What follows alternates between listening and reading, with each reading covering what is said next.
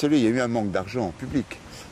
Pendant le quinquennat précédent, on a dépensé à peu près pour l'entretien des infrastructures de l'État 660 millions par an, alors que le rapport du gouvernement actuel a montré qu'il en fallait 1,3 milliard. On a supprimé les cotaxes qui auraient permis de dégager chaque année 4 milliards à 5 millions d'euros pour le réseau routier, pour l'entretien du réseau ferroviaire qui souvent est très vacillant, pour le réseau fluvial et pour les transports publics dans les grandes villes.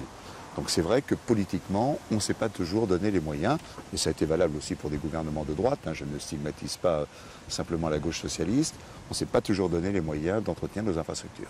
Et alors les cotaxes, ça devient inévitable, cette taxe qui... Je ne vois pas comment on peut entretenir le réseau, faire du report modal, c'est empêcher qu'un camion traverse toute la région Poitou-Charentes en partant d'Andaille pour aller à Dunkerque sans payer un centime parce qu'il utilise la RN10 et non pas l'autoroute. Si on veut faire du report modal, des autoroutes ferroviaires, des autoroutes de la mer, il faut financer tout ça. Donc une écotaxe nationale aurait rapporté aujourd'hui 4 milliards à 5 milliards d'euros. Donc ça permettrait de financer tout ça en Poitou-Charentes comme ailleurs. Et si l'État ne veut pas le faire, qu'il laisse les régions le faire. Alain Rousset, le président de notre région, l'a plusieurs fois proposé. Les départements sont prêts également sur leur réseau. Autoriser les collectivités locales à percevoir une écotaxe sur son réseau. Et le produit de cette écotaxe permettra d'améliorer le transport public. C'est ce que nous faisons dans l'île de Ré.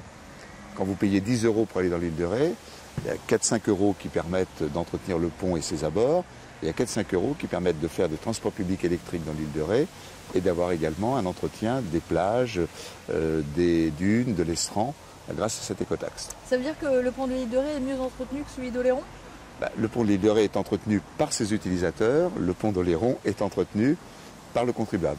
Et là, nous allons faire des gros travaux sur le pont d'Oléron pour créer un encorbellement permettant d'améliorer la circulation des cycles, parce que quand il est construit il y a 50 ans, on avait juste oublié les vélos, parce qu'à l'époque, ces vélos n'étaient plus à la mode. Et donc, ça va permettre également de conforter le pont d'Oléron. Mais là, nous le ferons sur les ressources propres des Charentais-Maritimes et pas sur le paiement de celui qui est en vacances aux Sables-d'Olonne, qui vient passer la journée dans le pont de l'île de Ré, dans l'île de Ré, et qui paye une partie du pont de l'île de Ré. Et peut-être un petit focus sur les 4 ouvrages d'art ou alors sur ceux les plus intéressants, je pense à celui du pont d'Oléron.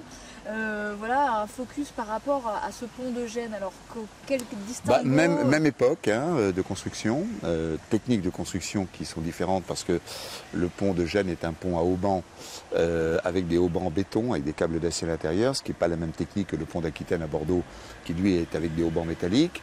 Donc le viaduc d'Oléron et le viaduc de Ré d'ailleurs ont la même structure, ce ne sont pas des ponts à haubans, ils ont été construits par les grands groupes français de l'époque. Pour l'instant, ils ne nous ont posé aucun problème de sécurité, mais on veille particulièrement à la corrosion marine, puis on veille aussi à un choc, un navire qui viendrait choquer une poutre à l'occasion d'une fausse manœuvre et qui pourrait entraîner un dérangement. Et justement, dernière question, on parlait de l'écotaxe, vous, est-ce que vous aviez œuvré en ce sens lorsque vous étiez secrétaire d'État ? Moi je l'ai mise en place.